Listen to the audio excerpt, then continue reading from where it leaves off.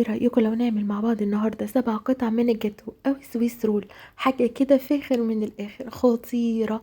بصوا، بكوبايتين بس من الدقيق هنعملها باحترافية، ولا اجدعها محل حلويات. هحتاج كوبايتين من الدقيق، معلقة كبيرة بيكنج باودر، وكمان بيضتين، وكمان كوباية من الحليب، وكوباية من السكر، ونص كوباية من الزيت، وكمان معلقة او معلقتين من الكاكاو الخام، والفانيليا طبعا. هبتدي بقى اشتغل في الخلاط. تمام. موضوع سهل وبسيط جدا على فكرة. هضيف الاول البيضتين وعليهم طبعا الفانيليا، كوبايه من السكر، المقادير يا جماعه هتلاقوها مكتوبه عندكم على الشاشه، وكوبايه من الحليب بالتدريج. انا بحب كده، بحب نص الاول ونص وانا بعمل الخليط، تمام، احتياطي يعني. وكمان نص كوبايه من السمنه او الزيت المتوفر عندك واللي انتي بتفضليه، وتضربي كويس جدا. هندخل كمان المكونات الجافة بتاعتي اللي هي عبارة عن كوبايتين من الدقيق، وعليهم معلقة لمعلقتين من الكاكاو على حسب درجة الكاكاو اللي انتي بتفضليها، ومعلقة كبيرة من البيكنج باودر، ورشة صغيرة جدا من الملح. ولازم الخطوة دي لازم تدخلي كويس جدا. هبتدي اضيف بقى المكونات السايلة عليها بالشكل ده، وفي المرحلة دي حسيت القوام محتاج الحليب، فضفت النص كوباية اللي احنا شلناها في الاول، فاكرينها. بسخن بقى الفرن بتاعي درجة حرارة 180 في الرف الاوسط. بدهن الصينيه بتاعتي كويس جدا بالزيت او السمن، وببتدي انزل بالخليط بتاعي بالستيك بتاع الكفته او اي حاجه. ببتدي اعمل حركات عشوائيه بالشكل ده علشان بس الكيك يبقى مستوي، مش حته مرفوعه وحته واطيه، تمام، كلها تبقى سوا واحد، وده مهم جدا. زي ما انتم شايفين كده بالظبط. بدخلها الفرن، بتاخد تقريبا نص ساعه.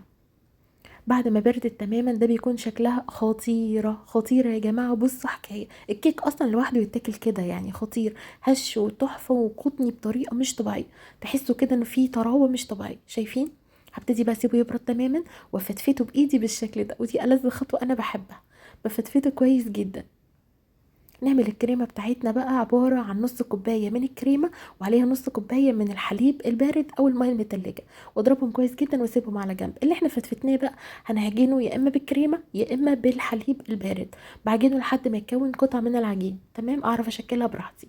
بجيب بقى ورقة من ورقة الزبدة، وعليها كيس بالشكل ده، وببتدي انزل بالعجينه بتاعتي اللي انا عملتها، وكيس كمان من فوق لانها بتلزق. بعملها شكل مستطيل على قد ما بقدر، سمكها هيكون تقريبا 3 مللي.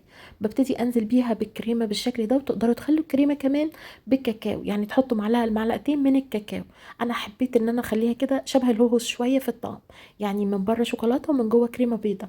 ببتدي اضغطها كويس جدا زي ما انتم شايفين، والفها واسيبها في التلاجة او الفريزر ربع ساعه. تقدري تسيبيها ليله كامله على فكره، او ليلتين، يعني لو عندك مناسبة او حاجة بتشتغلي فيها قبلها بفترة. ببتدي اطلعها واشتغل فيها، بحطها على شبكة، وتحت الشبكة طبعا صينية، عشان اللي هيطلع من الشوكولاتة احنا مش هنرميه، احنا هنستخدمه تاني. بسيح على حمام مية بقى، حمام بخار يعني، او الميكرويف.